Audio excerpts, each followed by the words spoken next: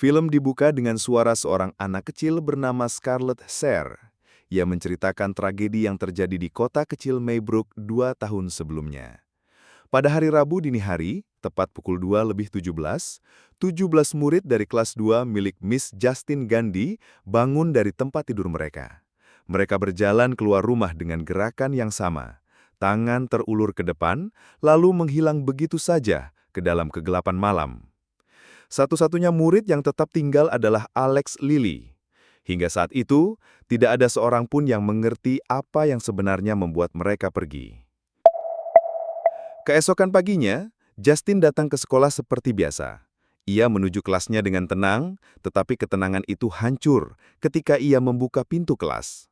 Ruangan tampak kosong, hanya ada satu murid yang duduk di bangku, yaitu Alex Lily. Selebihnya hilang tanpa jejak. Pihak kepolisian segera turun tangan. Mereka memeriksa rekaman CCTV dari rumah masing-masing murid. Rekaman itu menunjukkan hal yang sama. Anak-anak meninggalkan rumah tepat di waktu yang sama, berjalan lurus, lalu menghilang. Polisi juga mewawancarai Alex dan Justin, tetapi tidak ada jawaban yang bisa menjelaskan misteri ini. Tidak ada tanda-tanda orang asing, tidak ada mobil mencurigakan, dan tidak ada bukti yang bisa menjawab pertanyaan semua orang. Karena situasi semakin parah, sekolah akhirnya ditutup selama 1 bulan penuh. Beberapa minggu kemudian, diadakan pertemuan besar antara pihak sekolah dan para orang tua murid. Pertemuan ini dipimpin oleh Marcus Miller, kepala sekolah. Aula dipenuhi orang tua yang menunggu penjelasan. Namun, suasana berubah menjadi panas ketika banyak dari mereka menuduh Justin sebagai penyebab hilangnya anak-anak. Tuduhan dilontarkan tanpa henti. Mereka mengatakan Justin pasti mengatakan atau melakukan sesuatu yang membuat anak-anak pergi. Justin mencoba menjelaskan bahwa ia sama sekali tidak tahu apa-apa dan justru merasa kehilangan seperti mereka. Marcus berusaha menenangkan keadaan dan melindungi Justin dari kemarahan yang semakin tidak terkendali. Setelah pertemuan itu, hidup Justin tidak lagi sama. Rasa bersalah dan ketakutan membuatnya semakin tertekan. Ia mencoba melupakan beban pikirannya dengan membeli botol-botol minuman dari minimarket. Namun, upayanya untuk menenangkan diri tidak pernah berhasil. Teror baru mulai menghantui. Ponselnya terus berdering dari nomor asing. Suara di seberang terdengar mengancam dan menekan, membuatnya semakin tidak tenang. Malam itu, ancaman semakin nyata. Pintu rumahnya dihantam keras dari luar. Justin berjalan perlahan untuk memeriksa, lalu membuka pintu dengan hati-hati. Namun di luar tidak ada siapa-siapa, hanya kegelapan malam yang menyambutnya. Saat ia mengalihkan pandangan ke arah mobilnya, matanya langsung terpaku. Di bodi mobil, terlihat coretan cat semprot berwarna mencolok. Satu kata besar tertulis dengan kasar dan jelas, "Witch." Keesokan harinya, Justin berusaha membersihkan mobilnya dari coretan yang menuduhnya sebagai penyihir. Noda cat masih membekas dan sulit dihapus. Beberapa waktu kemudian, Kepala Sekolah Marcus Miller menemuinya. Marcus menempatkan Justin pada status cuti. Ia meminta Justin meninggalkan kota untuk sementara demi keselamatan karena tekanan dari orang tua dan warga semakin kuat. Justin menolak karena ingin memastikan keadaan Alex Lily, satu-satunya murid yang tidak ikut menghilang.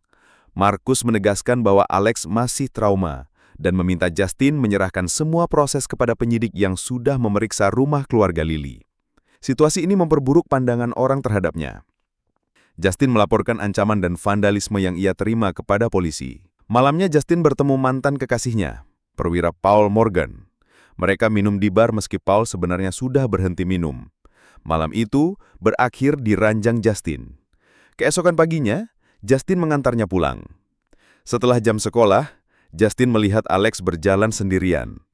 Ia membuntuti Alex hingga ke rumah, menekan bel, tetapi tidak ada jawaban. Dari jendela, ia melihat kedua orang tua Alex duduk sangat kaku di sofa, seperti patung.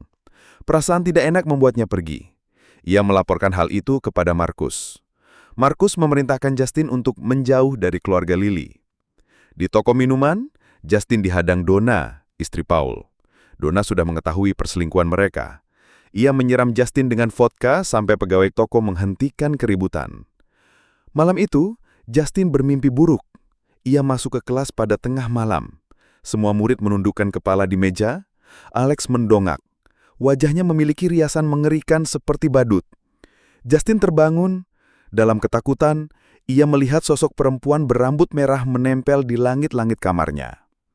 Keesokan harinya, Justin kembali memeriksa Alex. Alex mengatakan ia baik-baik saja lalu menegaskan agar Justin berhenti mengikutinya. Justin tetap memantau rumah itu dari kejauhan. Sepanjang hari, malamnya, ia mabuk dan tertidur di dalam mobil. Dalam gelap, seorang perempuan keluar dari rumah keluarga Lily. Ia masuk ke mobil Justin yang tidak terkunci dan memotong sehelai rambut Justin, lalu pergi tanpa meninggalkan suara. Cerita kemudian beralih kepada Archer, salah satu orang tua korban. Sejak menyaksikan rekaman CCTV yang memperlihatkan putranya, Matthew, berjalan keluar rumah pada pukul 2.17 dengan cara yang ganjil, Archer tidak pernah benar-benar bisa tidur nyenyak. Setiap pagi sebelum berangkat kerja, ia selalu berdiri di depan monitor dan menatap bagian rekaman ketika Matthew melangkah pergi. Pagi itu, Archer, yang bekerja sebagai arsitek, menerima laporan dari timnya bahwa cat yang dipesan kemarin salah warna dan harus diganti sesuai permintaan klien. Ia bersiap menangani masalah itu. Sebelum ke toko cat, Archer mampir ke kantor polisi setempat untuk menanyakan perkembangan kasus hilangnya 17 anak, termasuk Matthew. Kepala kepolisian menjelaskan bahwa timnya sedang bekerja keras dan ia sudah menugaskan unit yang agresif untuk menangani kasus seperti ini. Penjelasan itu tidak membuat Archer tenang. Ketegangan suaranya meningkat ketika ia mempertanyakan apa arti agresif jika Justin masih terlihat bebas, tertawa, dan berkegiatan di kota. Ia juga menyebut riwayat Justin yang dikabarkan beberapa kali pindah sekolah. Kepolisian menjawab bahwa sejauh ini belum ada bukti kuat untuk menetapkan Justin sebagai tersangka. Pada titik ini, film kembali memutar momen malam pertemuan orang tua di sekolah. Ketika Marcus berusaha mengamankan Justin dari kemarahan massa, kamera mengikuti langkah Archer yang ternyata membuntuti Justin dari minimarket hingga ke rumahnya. Dari rangkaian gambar itu, terungkap bahwa Archer yang menuliskan kata witch pada bodi mobil Justin. Malam itu, Archer kembali bermimpi. Ia mengejar Matthew menembus hutan yang gelap, lalu tiba-tiba berada di rumahnya sendiri, mendongak ke langit, dan melihat sebuah senapan melayang dengan cap waktu 2.17. Ia masuk ke kamar Matthew, berdiri di sisi ranjang, dan mengucapkan kasih sayang yang jarang ia ungkapkan. Saat ia menyorotkan senter ke arah anak yang tampak tertidur, yang menatap balik bukan Matthew, melainkan perempuan berambut merah yang menyeringai. Mencari pola yang masuk akal, Archer mendatangi rumah Gary dan Erica Bailey, orang tua dari salah satu anak yang juga hilang. Ia meyakinkan Gary untuk memperlihatkan rekaman kamera ring. Hasilnya sama, anak mereka berlari dalam garis lurus tanpa ragu, seperti Matthew. Archer lalu membentangkan peta dan mulai menarik jalur-jalur kemungkinan, mencoba melakukan triangulasi untuk menemukan satu tujuan yang menjadi titik kumpul. Di sebuah SPBU, Archer melihat Justin sedang mengisi bensin. Ia mendekat dengan emosi yang belum tuntas, sementara Justin bersiap menghadapi kemungkinan serangan. Keduanya tidak menduga apa yang terjadi berikutnya. Marcus Miller, kepala sekolah, berlari ke arah mereka dengan tangan terulur, mata mengeluarkan darah, dan tubuhnya mengarah lurus ke Justin. Archer refleks menahan Marcus. Justin berlari masuk ke dalam toko untuk berlindung. Marcus menggeliat dan meronta seperti orang yang kerasukan, membuat situasi berubah dari perselisihan biasa menjadi teror yang nyata. Alur mundur ke hari Paul sebelum ia bertemu Justin di bar. Di kantor, Paul berbicara singkat dengan Kapten Edlock, lalu berangkat patroli. Di jalan, ia melihat seorang pemuda bernama James mencoba membobol sebuah bangunan. James panik dan lari. Paul mengejarnya, menjatuhkannya, dan melakukan penggeledahan. Saat memeriksa saku, jarinya tertusuk jarum bekas. Kepanikan muncul. Paul memukul James dengan keras. Kamera dashboard menekam seluruh kejadian. Paul menekan James untuk pergi dari Maybrook dan tidak kembali. Setelah itu, Paul bertemu Justin dan menghabiskan malam bersamanya. Saat pulang, Donna segera menangkap gelagat perselingkuhan. Keesokan harinya di kantor, Locke memarahi Paul atas insiden dengan James. Paul keluar dengan emosi yang belum reda.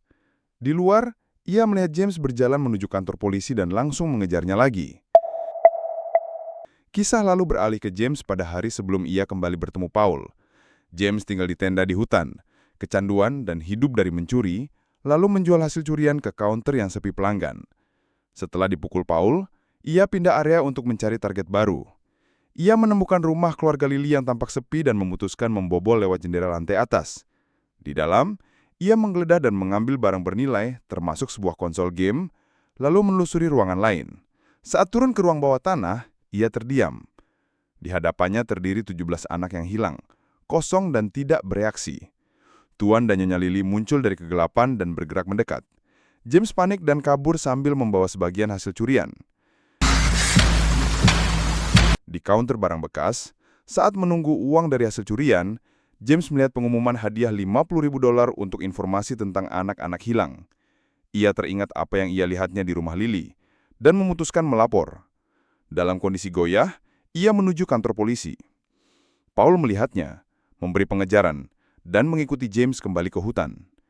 Di tepi hutan dekat tendanya, perempuan berambut merah berdiri dari kejauhan sambil melambai. James ketakutan dan berlari menuju tendanya. Perlahan seseorang membuka tenda James. James refleks menusuk Paul dengan jarum. Saat Paul hampir menambak James, James bersikeras ia tahu lokasi anak-anak. Paul membergol James, membawanya dengan mobil, dan melaju ke rumah keluarga Lily. Paul masuk dalam rumah untuk memastikan keterangan James. Waktu berjalan berjam-jam. Pintu tidak terbuka. Ketika Paul akhirnya muncul, ekspresinya kosong dan langkahnya seperti orang tidak sadar. Ia menyeret James masuk kembali ke dalam rumah keluarga Lily.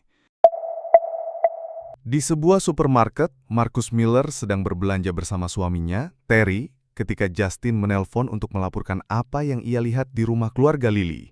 Marcus menilai perlu ada pertemuan resmi dan menyepakati jadwal untuk bertemu Alex beserta orang tuanya pada hari Senin. Hari Senin tiba. Namun yang datang bukan keluarga Lily, melainkan perempuan berambut merah yang pernah terlihat dari kejauhan. Ia memperkenalkan diri sebagai Bibi Gladys, kerabat dari pihak ibu Alex. Ia menyatakan bahwa orang tua Alex sedang tidak sehat sehingga tidak bisa hadir. Siang harinya Gladys muncul di rumah Marcus dan Terry saat mereka makan siang. Ia berpura-pura sebagai tamu yang kehausan dan meminta air. Permintaannya tidak biasa karena ia menghendaki wadah mangkuk. Setelah mendapatkan mangkuk, ia mengiris telapak tangannya, mengoleskan darah ke sebatang ranting tipis, lalu memotong sehelai rambut Terry dan melilitkannya pada ranting tersebut. Ketika Marcus berniat menghubungi polisi, Gladys membunyikan sebuah bel kecil. Tubuh Marcus seketika kaku. Gladys mematahkan ranting itu. Marcus langsung mengamuk. Ia memuntahkan cairan hitam ke arah Terry, lalu menghantam kepala Terry berulang kali sampai wajahnya hancur. Gladys kemudian mengambil sehelai rambut Justin yang sudah ia bawa, mengikatnya pada ranting lain, dan sekali lagi mematahkannya. Sejak saat itu, Marcus terikat pada dorongan untuk memburu Justin. Tak lama kemudian, Marcus menemukan Justin bersama Archer Graff di sebuah toko. Ia menyerang lurus tanpa ragu. Archer menekannya dan menghantamkan tubuh Marcus ke lemari minuman. Marcus terhuyung keluar toko, memasuki jalan, lalu tertabrak mobil. Kepalanya hancur di aspal. Di rumah sakit, Justin dan Archer mengakhiri permusuhan. Keduanya memutuskan bekerja sama. Archer membentangkan peta dengan garis-garis rute yang ia tarik dari rekaman gerak anak-anak pada pukul 2.17 dini hari. Justin memperhatikan pola itu dan segera mengenali pusat pertemuan garis. Semua jalur mengarah ke rumah keluarga Lily. Cerita kembali mundur ke hari-hari sebelum peristiwa hilangnya 17 anak. Alex Lily digambarkan sebagai anak pendiam dan kesepian.